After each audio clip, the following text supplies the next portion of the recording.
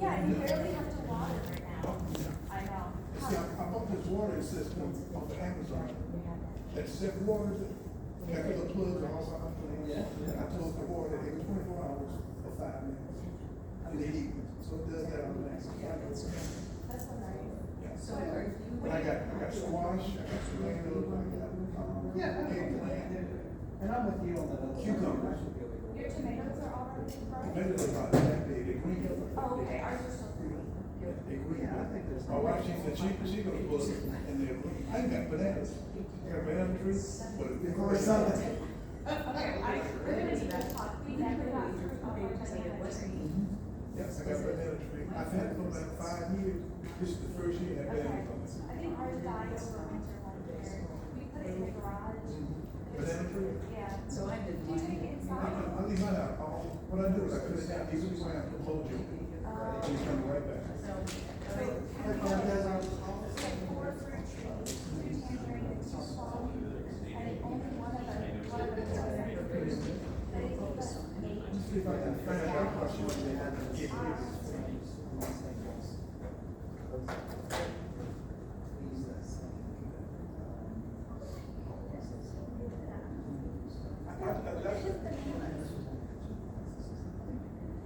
So I'm not sure it's gonna make it, but I'm going to take these things. It might get cold before they get big enough to do it. It's my son, yes. I had to put this about 5 years, First year, my wife told me, I said, I want to do that. Now, I went there, my sister came and said, about 5 minutes. Yeah, that And doesn't. all that they do is they real tall with leaves. That's all. Now they don't even grow. I can't wait. I should. He's showing you his books. That's a banana tree. Oh, banana tree.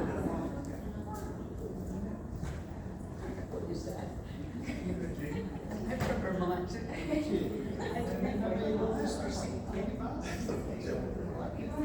This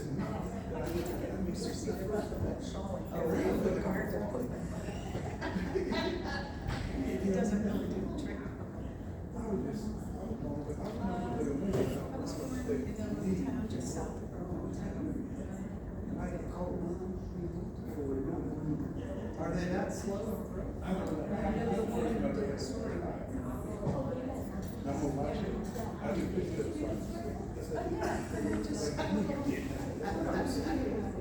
We're gonna start with one about because it was way back in December. I'm so proud of you.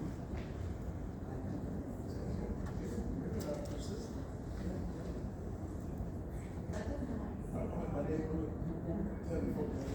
That's when it first started.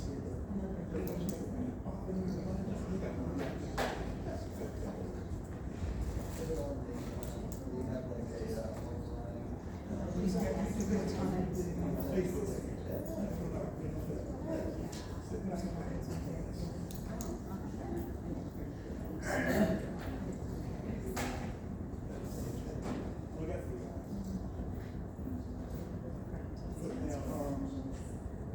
I did drive this way. It looks like you don't have it.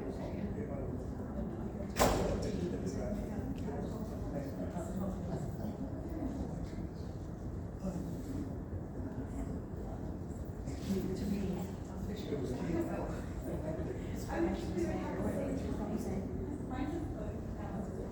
This is 12:15. Oh, it says 12:51 today. Not yet. Okay. Now tell me this. Okay, we'll call the meeting to order. And, hello, everybody. So we have 5 appeals, and we have some consideration forms edits to look over. First, I want to say, I started to tell everybody, Century Park in Greer, like, if you know kids, that place is outrageous. But I did story walk there yesterday, dragged my husband down to do story walk. And it was just nice to see the Greenville Library, like reading books can be fun too, and a little story walk. Do the books change? Did the story ever change? Yes, every few months. Okay, yeah, so it's another activity, so kudos to the library for showing up at the playground. Okay, we'll start out with the appeals, and The first one we have is What About Will? And that's by Ellen Hopkins. It's targeted for middle grade, 5th and 6th grades, or 10 to 13-year-olds, depending on which recommendation you looked at. It is in our juvenile collection. It's basically about a 12-year-old protagonist. He's worried about his 17-year-old brother who is, had suffered a brain injury in a football game and has behavioral changes, anger, stealing. The 12-year-old discovers his brother's addicted to opioids, and he thinks he's doing it, he needs to protect his brother by keeping the secret and not telling on it. But he learns in the end that the brother he gets addicted to opioids and makes an apparent suicide attempt. And the 12-year-old learns that it's not good to always keep secrets, you're not helping someone. The material, the book was objected to for drug addiction materials, stealing money, dropping out of school, dealing drugs, violence, encourages young children to keep secrets from their parents, and encourages suicide. And the person wanted the book to be moved from juvenile to the young adult or the adult section.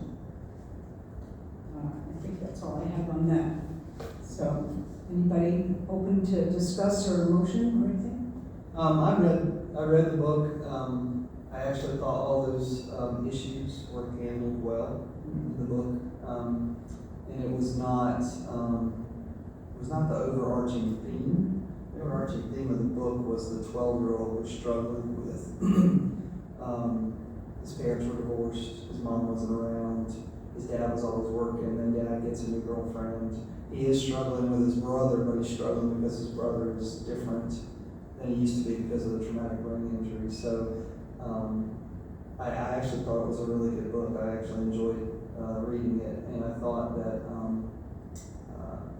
my proposal would be that we not move it, that it stays where it is. Okay. Is that a motion? So you make a motion that we would leave it in juvenile. Any other discussion? I'll second Jean's motion. Okay. Any other comment? Okay, I agree with you too. I thought the end messaging was positive.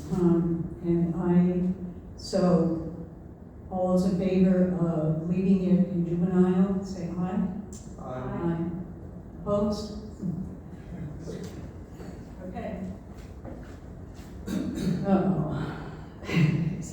The next one I have is Laura Dean Keeps Breaking Up With Me by Mariko Tamika. It's a young adult graphic novel. It's about toxic teen love relationship with another girl. And other relationships for teens in high school. It is contested because it violates the policy, the person has said, multiple sex scenes, although not explicit. The high school girl gets pregnant by an adult married dungeon master because his condom broke, and so her dad takes her to get an abortion. How do you say that word? Polyamorous, multiple love, affirmed many times. The traditional family of mom and dad, quote, clearly the traditional family of mom and dad is pretty much over. And so, let's see, those were, and there were, okay, so those were the main objections, and they would like the recommendation. The graphic contains explicit sexual activities, alcohol, teen pregnancy, same-sex intimacy. Move to the adult section was the recommendation. I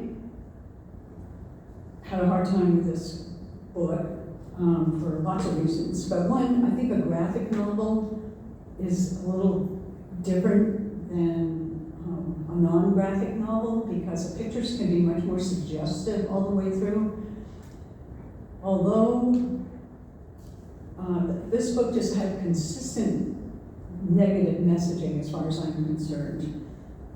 There was multiple references to sex in classrooms or in bathrooms at school. The hotel sex with a married man being pregnant, having father take it for an abortion. Another section referenced the age of consent, which really, I think, I've said it before, and I think that's going to be coming down the pike one of these days to lower the age of consent. So and the put down of the traditional family. So for me, there was a lot of really bad messaging, topped with the very suggestive graphics, and it was persistent through the whole book. It was thematic through the whole book. So I agree with this person that this book be moved to the adult section. So I make a motion that this book would be moved to the adult section. Any discussion? I was reminded of what Jean talked about with another book that we had that was a graphic novel, and I think you touched on that. But another book we voted on was graphic, and I think that is a very important consideration, is the difference between what can be included or alluded to as pictures versus an outright description. And depiction, yeah. What was the section that the book is in originally? Is it adult section? It's in the young adult section, 13 to 18. Because I know as a retired high school teacher, when I was reading it, all those things that I saw in that book, I experienced it as a high school teacher already. So I think like that. Kids did things in my classroom that I saw them doing. A lot of times it opened up discussion for what's the talk. And I answered a lot of questions. But when I was looking at it, I'm thinking to myself, it's going to be very difficult to try to shield them from everything, not as long as you got the internet. Right. You got the internet, you're not going to be able to do it. I'm thinking that might be a way for the kids and parents to talk to each other. I agree. I mean, we'll have some books coming up. I don't think we can shield them. It's a different world. For one, kids are exposed to so many different things than some of us were exposed to. And I don't think we can or should, but my take on our policy and what I would like to see in our young adult is not that we necessarily stick our head in the sand from issues, but if a theme of sex is just persistent all the way through a book, and it is the dominant identification, then yeah, I don't see the literary value of that. I know there's a lot of talk about, you talk about shielding people, heard people talk about sterilizing the children's teen areas. I think it would be a misconception to say that's what, I can only speak for myself, but what I would be trying to do in the decisions I make about the materials. I think it has to do with also trying to prevent our collection from targeting young children as young as 13 with material that might introduce them to something they're not ready for. I think our entire goal, anyone who's had discussions about this, is to put it in the hands of parents, to provide to their kids when they're ready, versus saying, okay, there's a chance that 13 or 14-year-old is going to find this in an area designated as age appropriate for them. Not every, you talk about your students, not every student's ready to have that conversation. And so I think when that sexual intimacy is the theme of the book and the reoccurring plot, that becomes the plot, that's different than shielding and saying this is something that they're not ready to find on their own. So we're going to put it where the parents can have more control over it. So you think if you put it in the adult section where a parent would have to sign the book out for that child to see that book? It depends on the type of library card that they have. A parent could decide that their child is ready for a card that gives them access to the adult section. Because really, any child over 13, if their parent has given them an unrestricted card, has access to the whole library. Unrestricted card, even the adult section? Mm-hmm. If the parent has to okay that card, Right, it's an The unrestricted. parent has to choose whether they're going to get a card that limits the access to just juvenile collection and under, or a card that would allow access to the entire collection. so if a parent decides to let a kid have complete access and they think that kid over there, then that's their prerogative. Correct. Marcia, your motion needs a second. I didn't. I'll second. Did you second? I'll second. Thank you. Keep me on track here. Okay, so we have a motion to move it to the adult, and I have a second. All those in favor? Aye. Okay, since there's three of us here, I guess there are no nays. Okay, the next book I have, Ghost Boys by Jewel Parker Rhodes. It's a middle school book, grades 5 and up was the target. It is in our juvenile collection. It's about a 12-year-old. Again, so many of these books have a protagonist right at the upper end of all the age brackets. I mean, there'll be 17, 18, or in this case, 12 is the top limit of the juvenile. But anyway, this is a 12-year-old. Is shot by a police officer. A young black boy is shot by a police officer who mistakes the toy gun for a real threat. And the boy is a ghost now and can come back and observe life. And so it's told from that perspective. He's able to communicate with the daughter of the policeman. And let me see. Okay, and in his relationship with the daughter, she can see him. The little girl is his age. She can see the ghost. And he is able to open her eyes a little bit to the need for discussion, and the next generation may hold the keys by understanding each other in communication to some of the injustices. So let me see, this was objected to. Misleading and inaccurate facts, inappropriate to confuse children. Let me look at their exact words.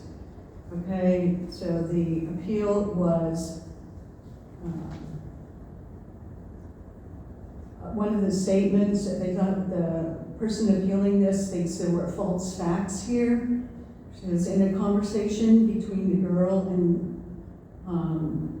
the girl has researched police killings online and makes a statement. Did you know black people are shot by cops 2.5 times more than white people?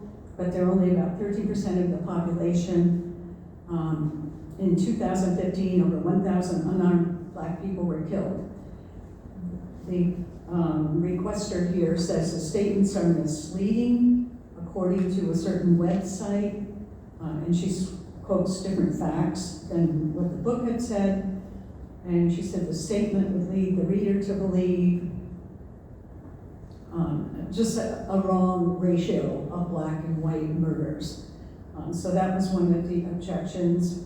And she said there's nothing in the book that corrects this false information, and it's not appropriate to confuse children about adult topics such as race and gender.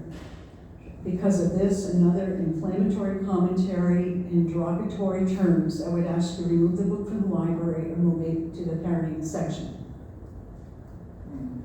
Okay, does anyone have discussion on this? Anyone want to open up this discussion? Is that, Go ahead. is the book, how is it categorized? Is it documentary? No, it's a fiction for middle school. Or it's fiction, okay. But a lot of the things that I read when I'm looking at that book, some of the things hit home to me, some of the things I talked to my son about, it is in that book. And I told, that probably the average parent would not talk to their son about. Right. My son leave home to go out, I would talk to him and tell him what he needs to do. And a lot of things he didn't believe me because he figured I can do anything I want to, everybody else does it. I said, but you can't, you're different. Right. So, Okay.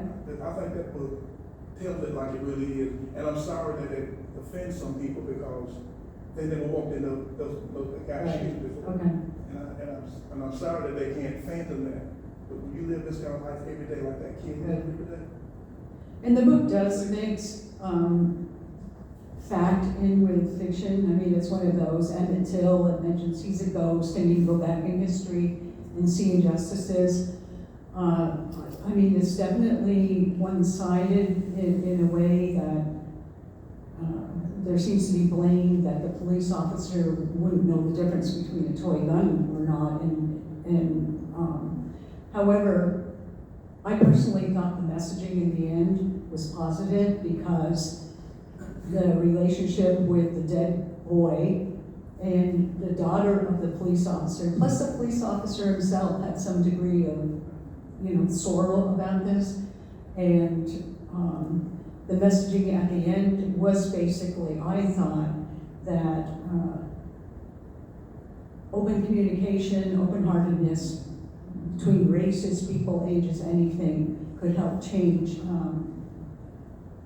discrimination and oppression. So, do we have anybody say anything about this yet? Well, I was offended that the lady wanted that taken out. That offended me. She kind of like nothing like that happens, or does happen, it's not that bad. I don't, That yeah. offended me a lot when I read that. I said, the first thing I thought about was white privilege. When you're not used to that because you don't have to. You own everything. And that's what I'm saying. That's what I'm thinking. She can't even understand that. I can't speak to the writer of the letter. I think my takeaway was a little different, but I haven't been in your shoes, Ken. I think that she wasn't trying to downplay the violence, except say that it's important to talk about it in a way that's accurate. That being said, I'm supportive of keeping the book in the juvenile section because I think that the very specific changes that we've made to the juvenile collection development policy is really focused on trying to protect children in that area from materials targeting them with sexual content. And I would definitely caution parents to look at any book and judge the accuracy of the information for themselves. Seems like a good opportunity for asking questions and researching. And I appreciate how much time the appellant put into her letter. I think it was very heartfelt, it was very sincere.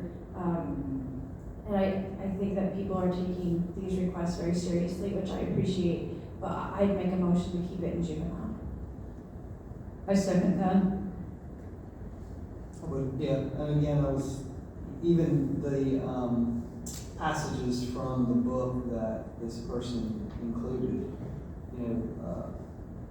page 179, the ghost is talking to the policeman's daughter and says, "No, I don't hate your dad, and you shouldn't either." She said, "But he killed you." He said he made a mistake. And the daughter says he's racist, and he said he made a mistake, a bad one, real bad. So there's that sense of, hey, we want to end racism, we want to end prejudice, but we also realize that it's complicated, because he even says on page 184, he says, we're people, we're black kids, color shouldn't make anyone scared. Is it because slavery happened? Is that why some whites are afraid of black people? He said, I don't know. Wake up, people, is what I want to tell everyone. Fear, stereotypes about black boys don't make the world better. So I think there's a sense of to me, as a former teacher, I like those questions because it makes you think without telling you what to think. But if it's fiction, it's non-fiction. No, it's fiction. It's fiction. It's from the perspective of someone who got killed. Of course they're going to have a perspective where hey, you ended my life. And this is something that does happen. Is the facts of, the percentages and that kind of stuff. But it doesn't keep getting mentioned. Like if it was as we have talked a lot, if it was a theme and it was constantly pushing that theme, then I might think of it differently. But it was part of, because to me it was more about the relationship between the policeman's daughter and the ghost and helping to kind of build a bridge there, as opposed to there's some sort of underbelly or some seedy theme we're trying to get across here. I didn't feel that at all when I looked through it, so I would go along with keeping it where is written from something that really did happen. Right. And I know she embellished some things on it in the writings, but, Right. but the core of it did happen. I did, the boy did get shot, because he had a twin. Okay.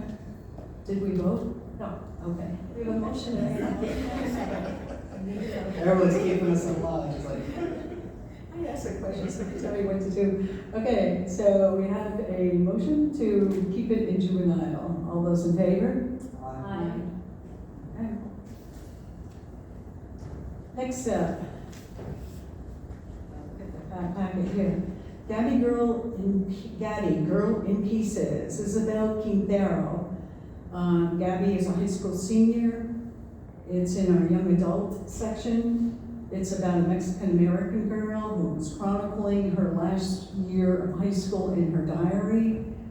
And this book, I wouldn't even be able to go through, all the excerpts that were included, but let's see what the letter has to say. Some issues and situations within her family and friend circle are meth addiction, death of a parent, sex, rape, teen pregnancy, abortion, the coming out of a gay friend, violence, Latino versus American culture, tension. And then there are numerous quotes that you probably would not want me to read. The language, according to, let's just see if there's other complaints, but all the excerpts that were included, profanity, self-harm, inappropriate for young readers. And so the person would like it removed from the teen adult section or removed from the library. And we have, as you probably have in your packet, pages and pages of excerpts with language. Anybody want to comment on Gabby? It's the most examples I've seen, and it also references making fun of gay people. It also uses calling people retarded. So I mean, there's all kinds of stuff in here that I would almost say this shouldn't be in the library, but I know that's not what we're necessarily, we don't have a policy for that, but I would propose that it be removed from the children's section for sure. That would be my proposal. Is that a motion or? It's a motion, sorry, I used the wrong word, thank you. Okay. That is my motion, is to remove it from the children's section. It's in the government. Okay. Adults, yeah. So remove it. Do I have a second? I second. Any more discussion on this? So you're gonna move it from the YA to the adults? Correct. That's part of your motion. Yes. If there was no motion to remove it, I'll just second relocation. Yes. Did you want to make any comments? Relocate it from, I don't feel, I'll save my comments for the full meeting. Oh, okay, all right. Okay, so, well, I agree. It is amazing to me when I look up some of the awards that these books win, and then you see the excerpts. I mean, it is amazing to me. But okay, so we have a motion, we have a second to move it to the adult, Gabby Girl in Pieces. All those in favor? Aye. Aye. You seconded it? I did. Are we way too fast for you, Deb? Just a little bit. It's okay. I'm asking questions. Okay. All right, the last appeal is Gilded by Marissa Meyer. I have to say this about this book. The worst thing about this book is that you have to read all 500 pages only to get to the end and see there's a sequel and you don't know what happened. I was like, you're kidding me. Please don't appeal the sequel. That doesn't violate our policy, actually, Yeah. Marcia. And not a cliffhanger. That's right. Yeah, I'm gonna have to make a new rule here. Okay, this is a 500-page fantasy. It's a reimagined fairy tale based off of Rumpelstiltskin. It's in our young adult section. Serilda is an 18-year-old, again, at the top of the age group there for the young adult. It is fantasy. I mean, it has all kinds of creatures under curses, the undead beings intermingling. And there is a person trapped inside a castle that this young 18-year-old girl ends up going to the castle and having a relationship with this other being that she later realizes is the prince under curse. And so he's under a cursed spell and he's in some other non-human form of sorts. But, so that's the gist of that. Let's see. Okay, the main character, I'm reading from the letter of the appeal, is described as a boy, young man, and the 18-year-old girl in here who is sort of the heroine, there is a sexual encounter with this guild, this person that's trapped in the castle that she later finds out is the prince under curse. And so the nature of the concern from this person is inexplicit sexual activities, moderate violence, inappropriate from younger teen readers, and removed from the teen adult section or removed from the library.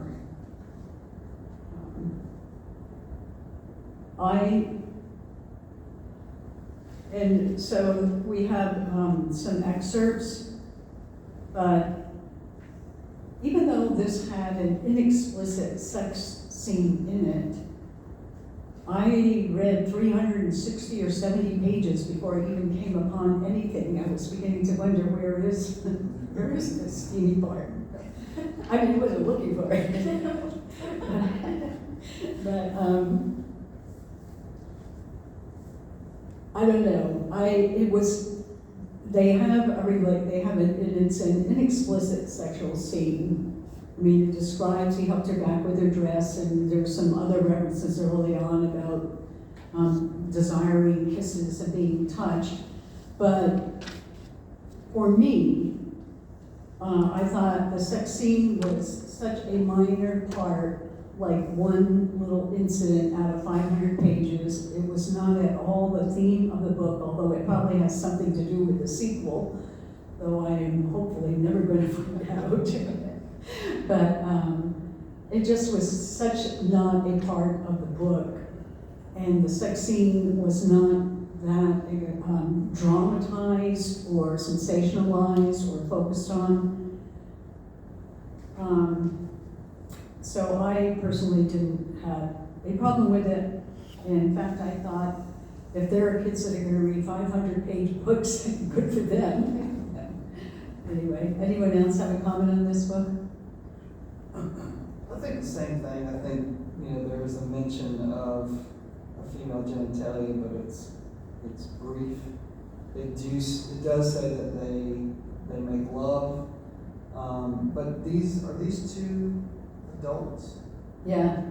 So I think, to me, that there's a little bit of a difference, again, because as you talk about the age of consent and that discussion, if we're talking about two adults that are consenting to some sort of relationship and it was very subtle, then my thought is that's quite different than a teenage girl being raped by somebody and then having, that is a totally different feel to that. To that point, though, the person does bring up the prince under curse is the girl calls him a boy, or refers to him, there was a boy in the castle, but she's 18, and I was thinking this is a fairy tale, so she's probably going to refer to herself as a girl. I mean, I didn't at all get the impression that she was having a relationship with a child. Right. So, but, I mean, that could be argued. that was my idea. I usually come to these meetings pretty certain where I stand, but I'm on the fence on this one, so, I mean, if you guys are open to it, I'm really open to kind of more of a discussion. You know, Jean, your comment about it's two consenting adults, me that argues for putting it in the adult section is a book about an adult romance, that, and I know kids tend to read a little bit older than their age, and they're 18, and our YA section goes up to their 18. But then we also talked about, well, if one portion of the book violates our policy, it applies. So I'm not sure where the conversation about, well, it's just a blip, or it's just a certain, like one paragraph. But it's not explicit. It is, and that's right. I think that's what we're here to decide. I'm not arguing, but I do not have a strong opinion on this. Yeah, no, I mean, these are points that I can see the library staff would have a hard time deciding. I looked at it too, but, I mean, his hand slid up the back of her dress, you could feel tremors. And then later, he helped her back into her dress and tenderly kissed her. You know, it's like, it just wasn't sensationalized in my mind. I mean, I probably could go either way too, but it's not a hill I'll shed blood on, but I did not find it, but that it violated policy or that it was at all pervasive in the book, or however, I'm open to. It's one of those, when they make an 18-year-old protagonist and have one little tiny scene in it, it's like, I don't know. Do we have a motion on this, or did I make a motion? I think you did. Not that I didn't get that. Well, and like you said, it's a 500-page book, and it really isn't until page 300. It's 69 or something. Yeah, so I think there's and again, this could be a bigger discussion with the whole board is, you know, as we look at themes and we look at prominent themes, that may be something that we have to decide on as a board is like, are we talking about, like you said, are we talking about one instance, one reference, or are we talking more about there's a theme here that's existing within this? And it's hard if you haven't read the book. Right. Because as you look at some of these things, it's easy to go, well, you know, there's only like 10 references that they gave to us. There's no list of profanity. And I think it's, and then this may be to our detriment, but the one that we just looked at was so in your face and the wording was so crass that when you look at this, you go, oh, well, that's probably okay, you know? So, I would probably, make a motion to keep it where it is where I would probably go. I think this book, that new word we all learned last year, prurient. Yes, I didn't know it. Well, prurient, one of the, part of the definition is that it's focused on. It's pervasive, a focused, dominant theme, something relating to explicit sex. So this wasn't prurient as far as I was concerned. So did you make a motion to keep it? Yeah, I made a motion to keep it where it is. I'll second it. I would just like to say, we'll have a broader conversation next week, but I think I just want us to be cautious, and this is a working committee, we're talking, we've had conversations, and Jean and I talked, but I know that the library staff and Bev are listening to our conversations for guidance on how to look at these as they come down the pipeline. I think it's important that we're not keeping it because it was one scene, that that's not the reason. We can say it's because it's not graphic, it's not explicit, it's not rape or incest, but it's not just because it's one scene, because there's been other books that we've moved based on one scene. It was a very explicit or graphic scene. I think of All Boys Aren't Blue. I think But there was a focus on sex in that more than, there's absolutely no focus on sex on this other than they probably are gonna need this baby for the sequel. I also think this is one reason too why you should read the book versus just picking out this one scene out of the book. You think about, you read numerous pages in this book, never goes anything sexual or explicit until midway in the book. And then you pick that one thing out and say, this is what I don't like. But you forget about all the stuff you read before, ain't gonna happen. So reading the book is very important. Well, see, now I feel like Ken's making my point for me, that yes, reading the book is important, but we can have a book where all of it is squeaky clean, but then there's one scene that violates our policy. Right. That is still violating our policy. So the discussion isn't whether, how many scenes it is, or, and I agree with you, there's a difference between being, I mean, that's the definition of prurient interest. Is it being the theme, or the plot is the actual physical act? But I do think that we might have another 500-page book with a one scene that violates our policy. Did you think the excerpt I didn't, was explicit? I didn't, no. So it didn't really violate policy? That's my opinion. Yeah. You saying it could happen. You didn't say this particular, Right. they do it could happen. I don't want to set a precedent of the decision being based on it, how many scenes. Okay. We have a motion and a second to keep Gilded in the young adults. All those in favor? Okay. That's it for our appeals. We have some cleanup on the reconsideration of library material regulations. And I'm going to let you do a lot of this. You have it? Yes, I have it. Well, I thought overall that was a good job tightening everything up and taking out unnecessary information and wordage, but I don't know how to go about this. I mean, if any, I'm happy to answer any questions anybody has. Mostly it was trying to catch the regulations up to practice with title changes and some other things, and then trying to be more descriptive. Some steps maybe weren't explained before and get more itemized. We've added a few steps, or just, we were doing it, it just wasn't in the regulations. Okay. And then,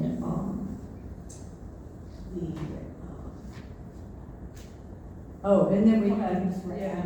Are we doing both at the same time, or? We'll do the first one Regulations first. and then the form. Yeah. And then we added about the executive director will inform the requester of the date the library board is scheduled to vote Okay. on the appeal.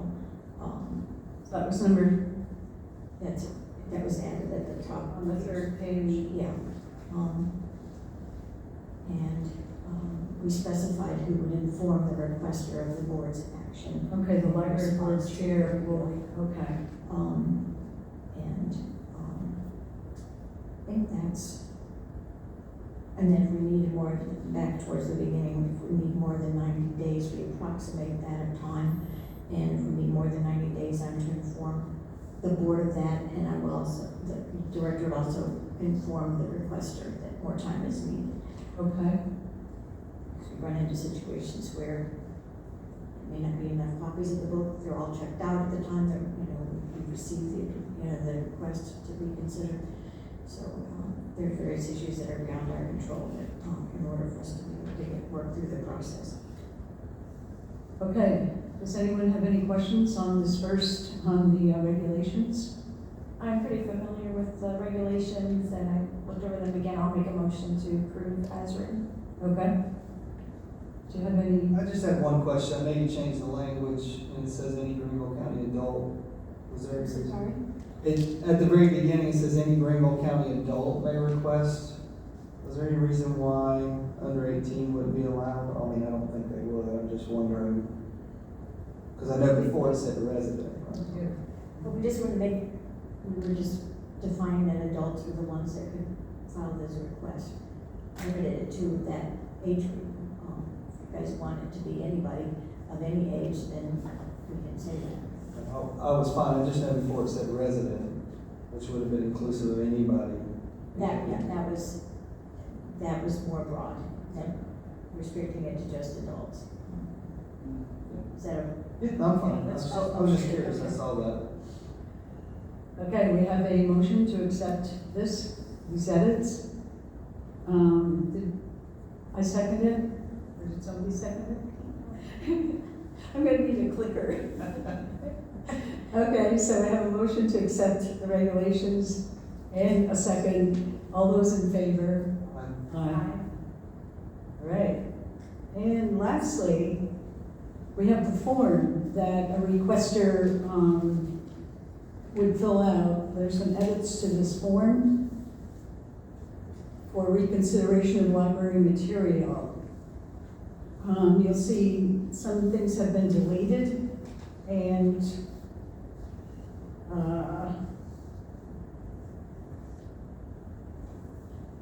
it was also specified on it that it was a 90-day response time, but if additional time is needed, the person would be notified. I think the biggest changes happen on the second page, unless anybody has any other. We have two boxes on the second page. 1A, the nature of your concern. This is what someone would fill out. The first option said, I believe the material violates the library system's collection development and maintenance policy. Please cite examples of how the material violates the policy, and you can see the collection and policy on the library website. And then option B, or 1B, says, I don't know if this material violates the library system collections development policy, but I find the following content objectionable, and again, they were asked to give examples. Anything else that anybody needs to have clarified? I mentioned this when we were talking about the other books. When I read this the other night, I was wondering what was the reasoning for not having to read the book and in its entirety, or either just read the book in general? How can you make a statement on something on the book and you never read it? Well, that's a good point. We can't control what the public does. And if the public chooses to complain about something, whether they read it or not, it's out of our hands. And just be, I mean, it doesn't, I don't know if it helps you all in your deliberations. It doesn't help the staff to know whether the book is read or not. And people can answer the question as they choose to answer it, whether they read it or not. We can put it back in, but if you read that and ignore it too, but I think just have that on there makes a statement saying you should at least read the book before you come complain. that would be And the they might idea. not do it, and they might just ignore it. They might say, I read it and lie. But I'm thinking, I'm much rather tell me a lie than to say I want to object, but I never read it. I'm fine to leave it in. I don't have a problem leaving it in, just, yeah. If you'd like to leave it in, I'll be happy to. I like Beth's first explanation. We can't control what the public does, and they have a right to object to material they fund, whether they read it or not. I don't think. Just leave it alone. But I think it should be understood, you should read the book, but not put it in there saying, we don't care if you read it or not. We should be saying, at least read the book. Yeah, but that's the ideal. Do you feel Know that what you're complaining about, but. whether they read it or not, does that factor into your decision about the material? It would for me. If you hadn't read the book, I don't know what you got to say. Because I've been looking at the news here lately, and I saw where some parents came to the library rejected for books. And then one guy got up, he asked them, he says, how many of y'all read the book? And none of them came. The whole room, nobody read it. But they had plenty of objections on it. And he just sat back down. And then afterwards they told the crowd, now say you read the book. So I'm saying, to me, if you don't read the book, I don't think you should care. I believe that the If taxpayers, you haven't read it.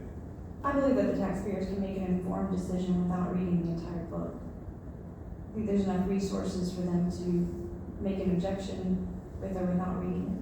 I don't think so. Until I read the book, I can make an intelligent choice until I read it for me. And I'm not gonna go Google the book and say, now tell me what I should be addicted to. I want to read the book for myself and understand. Not let the Google book or AI tell me, these are the points that you should be able to. And that's what's happening now. Do you mean that as a citizen or in your role as on the board? I think they're As a different. citizen. Yeah. But see, that's what's happening now though. Some of the people are Googling the book and finding the different portions that they say, oh, I don't like that part, and never read the book. That's what's happening now. I'm not trying to be contentious, Ken, but have you read all 5 books that we're voting on next week? All five. Yeah, you have, but I'm saying, but you understand it. But you're gonna make a decision on them next week? No. I'm gonna make a decision on any book that I've read. If I don't read a book, I'm not gonna admit to it. I'm not gonna say anything in the book until I read it on myself. I'm not gonna say anything about the book until I read it. Have you read the 5 we're voting on next week? I read, a few of, yeah, I read all of the one. I think Gilbert, I haven't read the other two.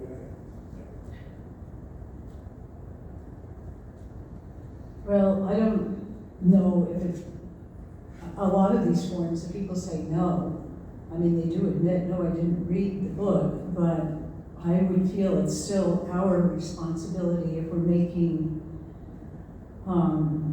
if the library has made a judgment and the requester has made a judgment, you know, I personally feel the responsibility as sort of the final intermediary between these to read the whole book. But I don't know that that should be required of, especially a lot of books and material, like say for example, Gabby Girl in Pieces.